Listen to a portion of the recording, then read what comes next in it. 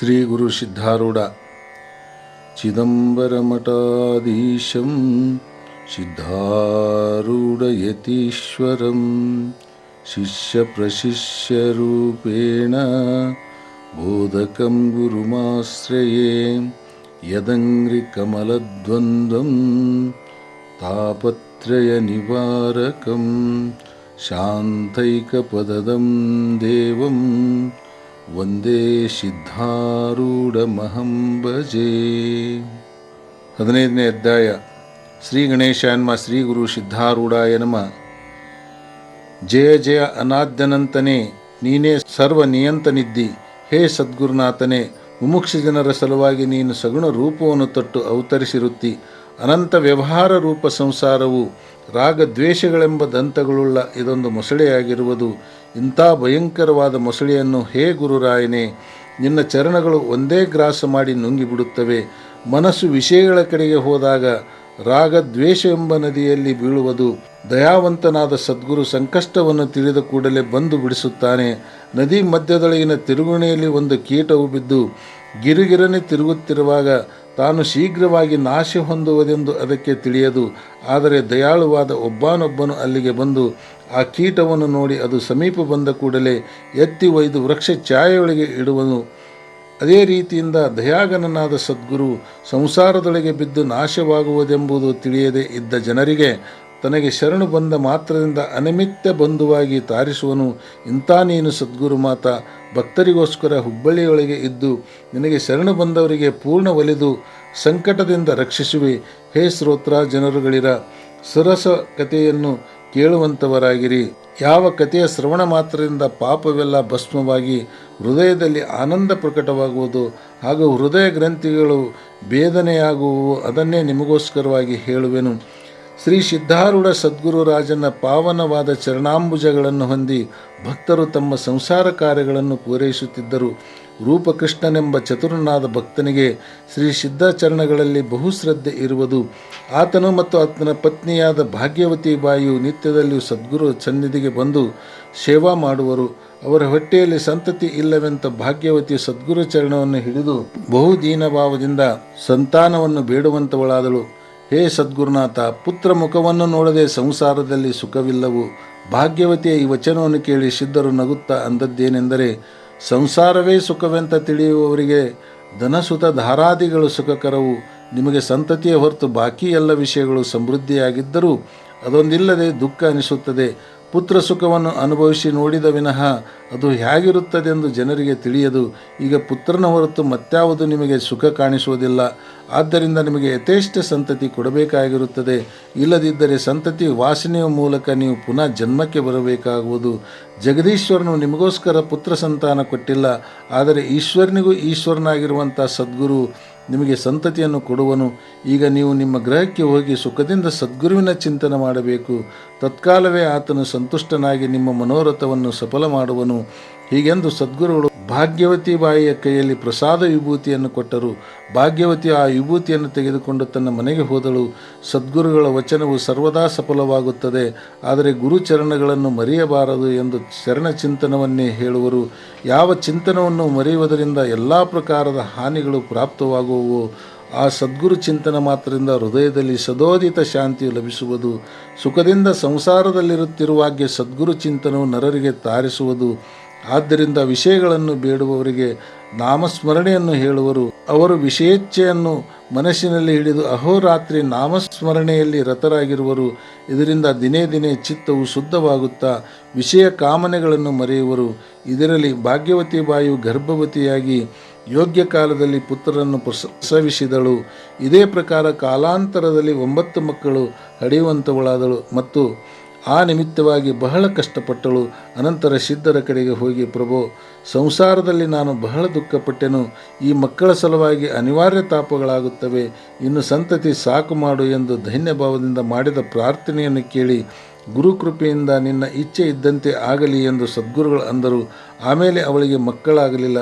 ರೂಪಕೃಷ್ಣನಿಗೆ ಉದ್ಯೋಗ ನಿಮಿತ್ತ ಮದ್ರಾಸಿನಲ್ಲಿ ವಾಸ ಮಾಡುವ ಕಾರ್ಯ ಬಂದೊದಗಿತು. ಆಗ ಸದ್ಗುರುವಿನ ಆಜ್ಞೆ ಪಡೆದುಕೊಳ್ಳುವ ಉದ್ದೇಶದಿಂದ ಆ ದಂಪತಿಗಳು ಅಶ್ರುಪೂರಿತ ನೇತ್ರಗಳಿಂದ ಸಿದ್ಧರ ಮುಂದೆ ಬಂದು ನಿಂತು ವಿಜ್ಞಾಪಿಸುತ್ತಾರೆ, ಹೇ ಗುರುರಾಯನೇ, ಉದ್ಯೋಗ ನಿಮಿತ್ತ ನಾವು ಮದ್ರಾಸಕ್ಕೆ ಹೋಗಬೇಕಾಗಿದೆ, ಹೇಗೆ ನಿನ್ನನ್ನು ಬಿಟ್ಟು ಹೋಗಲಿ ಎಂದು ಬಹಳ ತಳಮಳಿಸುತ್ತಾ ದಯಾಗನನಾದ ಸದ್ಗುರು ಅಂದದ್ದೇನೆಂದರೆ, ನೀವು ನಿತ್ಯದಲ್ಲೂ ಸದ್ಗುರು ಭಜನೆ ಮಾಡುತ್ತಿರಬೇಕು, ನಾಮಸ್ಮರಣೆಯನ್ನು ಎಂದೂ ಮರೆಯಬಾರದು. ಈ ಪ್ರಕಾರ ಇರುವುದರಿಂದ ನಾನು ಅನುದಿನವೂ ನಿಮ್ಮ ಸಮೀಪವೇ ಇರುತ್ತೇನೆ. ಇಂಥ ಅಭಯ ವಚನವನ್ನು ಕೇಳಿ ಆ ದಂಪತಿಗಳು ಬಹಳ ಆನಂದವನ್ನು ಹೊಂದಿ ಸದ್ಗುರು ಆಜ್ಞೆಯನ್ನು ಪಡೆದುಕೊಂಡು ತಮ್ಮ ಮಕ್ಕಳೊಡನೆ ಮದ್ರಾಸಕ್ಕೆ ಹೋಗುವಂಥವರಾದರು.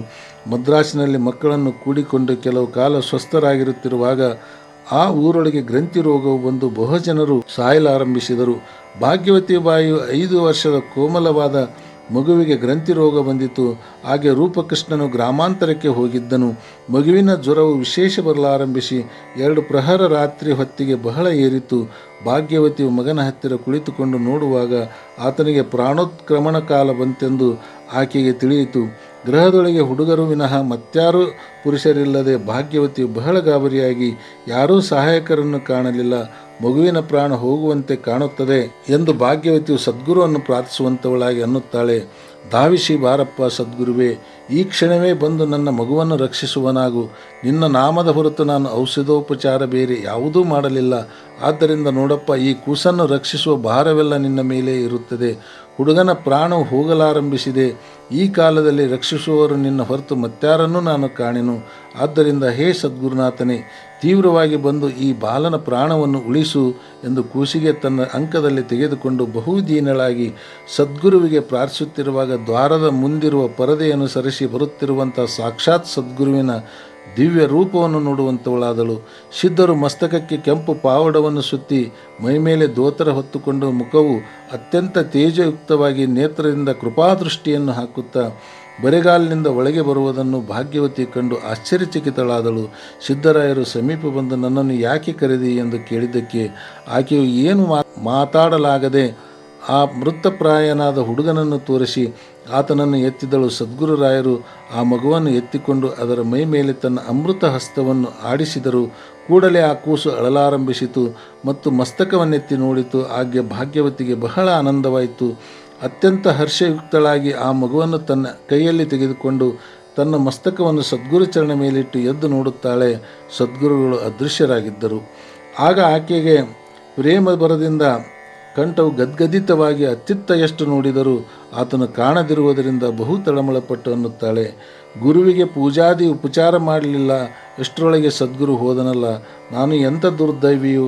ಭಾಗ್ಯವತಿ ಬಾಯಿ ಮನಸ್ಸಿನಲ್ಲಿ ಬಹಳ ಸಂಕೋಚಪಟ್ಟಳು. ಅದೇ ಸಮಯದಲ್ಲಿ ಆಕೆಯ ಪತಿಯಾದ ರೂಪಕೃಷ್ಣನು ಮನೆಗೆ ಬಂದನು. ಕೂಡಲೇ ಭಾಗ್ಯವತಿಯು ನಡೆದ ವರ್ತಮಾನವೆಲ್ಲ ಆತನಿಗೆ ನಿವೇದಿಸಿದಳು. ಇಬ್ಬರಿಗೂ ಪ್ರೇಮ ಉಕ್ಕಿ ಬಂತು ಮತ್ತು ಮಗನು ಬದುಕಿದ್ದು ನೋಡಿ ಬಹಳ ಆನಂದಪಟ್ಟರು. ಆಗ ರೂಪಕೃಷ್ಣನು ಬೇಗನೆ ಗುರುದರ್ಶನವನ್ನು ಪಡೆಯಬೇಕೆಂದು ಹೇಳಿದನು. ಮರುದಿನವೇ ಎಲ್ಲರನ್ನು ಕರೆದುಕೊಂಡು ರೂಪಕೃಷ್ಣನು ಹುಬ್ಬಳ್ಳಿಯ ಕುರಿತು ಹೊರಟು ಸಿದ್ಧಾಶ್ರಮಕ್ಕೆ ಬಂದು ಸಿದ್ಧ ಗುರುಗಳಿಗೆ ಭೇಟಿಯಾದನು. ರೂಪಕೃಷ್ಣ ಮತ್ತು ಭಾಗ್ಯವತಿ ಅತೀ ಪ್ರೇಮದಿಂದ ಸದ್ಗುರು ಚರಣಗಳಿಗೆ ಬಿದ್ದು ಮದ್ರಾಸಿನಲ್ಲಿ ನಡೆದ ವೃತ್ತಾಂತವನ್ನೆಲ್ಲ ನಿರೂಪಿಸಿ ಅನ್ನುತ್ತಾರೆ. ಹೇ ಸಿದ್ಧಾರೂಢ ಸದ್ಗುರುರಾಯನೇ, ನಿನ್ನ ಕೀರ್ತಿಯನ್ನು ಎಷ್ಟೆಂತ ವರ್ಣಿಸಲಿ. ಸರ್ವಸ್ವವನ್ನು ನಿನಗೆ ಅರ್ಪಿಸಿದರು. ನಿನ್ನ ಉಪಕಾರದಿಂದ ನಾವು ಮುಕ್ತರಾಗಲಾರೆವು. ಅದಕ್ಕೆ ಸದ್ಗುರುಗಳಂದರು, ಭಗವಂತನು ಗೀತೆಯಲ್ಲಿ ಹೇಳಿರುತ್ತಾನಲ್ಲ, ಯಾವಾತನು ಸದ್ಗುರುವಿನ ಮೇಲೆ ಪೂರ್ಣ ಭಾರವನ್ನಿಡುವನೋ ಆತನಿಗೆ ಆ ಸದ್ಗುರು ರಕ್ಷಿಸುವನು. ಸದ್ಗುರು ಸಿದ್ಧಾರೂಢರ ಈ ವಚನವನ್ನು ಕೇಳಿ ಎಲ್ಲ ಭಕ್ತ ಜನರು ಬಹಳ ಆನಂದಪಟ್ಟರು ಅನ್ನುತ್ತಾರೆ. ಈ ಸಿದ್ಧರೆಂಬ ಚಿಂತಾಮಣಿಯು ನಮಗೋಸ್ಕರವಾಗಿ ಇಲ್ಲಿರುವಂಥದ್ದಾಗಿರುತ್ತದೆ ಎಂದು ಜಯ ಜಯಕಾರ ಮಾಡಿದರು. ಹೇ ಶ್ರೋತ್ರಾ ಜನರುಗಳಿರ, ಈ ಕಥೆಯ ಲಕ್ಷಾರ್ಥವನ್ನು ಕೇಳುವಂಥವರಾಗಿರಿ. ವಿಷಯಾಭಿಲಾಷಿಗಳಾದ ಪ್ರವೃತ್ತಿಪರ ಜನರು ವಿಷಯಗಳಲ್ಲಿ ದಾರುಣವಾದ ದುಃಖವಿರುವುದೆಂದು ತಿಳಿಯದೆ ಸದ್ಗುರುಗಳಿಗೆ ಸುತಧನಾದಿಗಳನ್ನು ಬೇಡುವರು. ವಿಷಯ ಪ್ರಾಪ್ತಿಯಾದ ಮೇಲೆ ಆ ಸಂಬಂಧ ದುಃಖವು ಅವರ ಅನುಭವಕ್ಕೆ ಬಂದ ನಂತರ ಸಂಸಾರ ದುಃಖಮಯವೆಂದು ಸದ್ಗುರು ಚರಣವನ್ನು ಹಿಡಿಯುತ್ತಾರೆ. ಆ ದಯಾಳುವಾದ ಸದ್ಗುರು ಅಂಥ ಶರಣು ಬಂದವರನ್ನು ವಿಷಯ ದುಃಖಗಳಿಂದ ಬಿಡಿಸುತ್ತಾನೆ. ಆಮೇಲೆ ಅನನ್ಯ ಭಾವದಿಂದ ಆತನನ್ನು ಭಜಿಸಿ ಅಂತಃಕರಣ ಶುದ್ಧಿಯನ್ನು ಹೊಂದುತ್ತಾರೆ. ಮತ್ತೊಂದು ಲಕ್ಷಿಸತಕ್ಕದ್ದಾವುದೆಂದರೆ ಸದ್ಗುರುವನ್ನು ಪೂರ್ಣ ಭಾವದಿಂದ ಭಜಿಸುವುದರಿಂದ ಬೋಧನೆಂಬ ಪುತ್ರನು ಹುಟ್ಟುತ್ತಾನೆ. ಆತನನ್ನು ಜೀವ ಪ್ರಾಣ ಮಾಡಿ ರಕ್ಷಿಸುತ್ತಿರುವಾಗ ಅನೇಕ ಶಾಸ್ತ್ರಗಳನ್ನು ನೋಡುತ್ತಾ ಸಂಶಯವೆಂಬ ಗ್ರಂಥಿ ರೋಗವು ಹುಟ್ಟಿ ಆ ಬೋಧಪುತ್ರನಿಗೆ ಅವನ ಪ್ರಾಣಾಂತವಾಗುವ ಕಾಲ ಬರುವಂಥದ್ದಾಗುವುದು. ಆಗ ಸದ್ಗುರು ಪ್ರಾರ್ಥನೆ ಮಾಡಿದ ಮಾತ್ರದಿಂದ ಹೃದಯದಲ್ಲಿ ಪ್ರಕಟನಾಗಿ ನಿಶ್ಚಯ ಜ್ಞಾನವನ್ನು ಬೋಧಿಸಿ ಸಂಶಯ ರೋಗವನ್ನು ನಿವಾರಣೆ ಮಾಡುವನು. ಆಗ ಬೋಧಪುತ್ರನು ಜಾಗೃತನಾಗಿ ಸರ್ವತ್ರದಲ್ಲಿ ಆನಂದವನ್ನುಂಟು ಮಾಡುವಂಥವನಾಗುವನು. ಈ ಪ್ರಕಾರ ಸದ್ಗುರು ಮುಮುಕ್ಷುಗಳನ್ನು ರಕ್ಷಿಸುತ್ತಿರುವನು. ಆ ಸದ್ಗುರುರಾಯನು ಪೂರ್ಣ ಬ್ರಹ್ಮಾನಂದನಾಗಿರುವನು. ಅವನೇ ಈ ಗ್ರಂಥ ಲೇಖನ ಮಾಡಿಸುವಂಥವನು. ಯಾಕೆಂದರೆ ಹೃದಯದಲ್ಲಿ ಅಂತರ್ಬಾಹ್ಯ ಆತನೇ ವ್ಯಾಪಿಸಿರುವನು. ಮುಂದಿನ ಅಧ್ಯಾಯದಲ್ಲಿ ವಿಚಿತ್ರ ಕಥೆಯನ್ನು ಹೇ ಶ್ರೋತ್ರ ಜನರುಗಳಿರ ಸಾವಧಾನ ಚಿತ್ತದಿಂದ ಶ್ರವಣ ಮಾಡುವಂಥವರಾಗಿರಿ. ಸದ್ಗುರು ತಾನೇ ಶ್ರೋತ್ರಾವಕ್ತನಾಗಿ ತನ್ನ ಕಥೆಯನ್ನು ತಾನೇ ವರ್ಣಿಸುವನು ಎಂಬಲ್ಲಿಗೆ ಶ್ರೀ ಸಿದ್ಧಾರೂಢ ಕಥಾಮೃತದಳು ಶ್ರವಣ ಮಾತ್ರದಿಂದ ಸರ್ವ ಪಾಪಗಳನ್ನು ಭಸ್ಮ ಮಾಡುವಂಥ ಬಹು ಸರಸವಾದ ಈ 15ನೇ ಅಧ್ಯಾಯವನ್ನು ಶಿವದಾಸನು ಶ್ರೀ ಸದ್ಗುರು ಸಿದ್ಧಾರೂಢರ ಚರಣಾರವಿಂದಗಳಿಗೆ ಅರ್ಪಿಸಿರುವನು. ಜಯ ಜಯ ಮಂಗಳ ಜಯ ಶುಭ ಮಂಗಳ ಸದ್ಗುರು ಸಿದ್ಧಾರೂಢರಿಗೆ.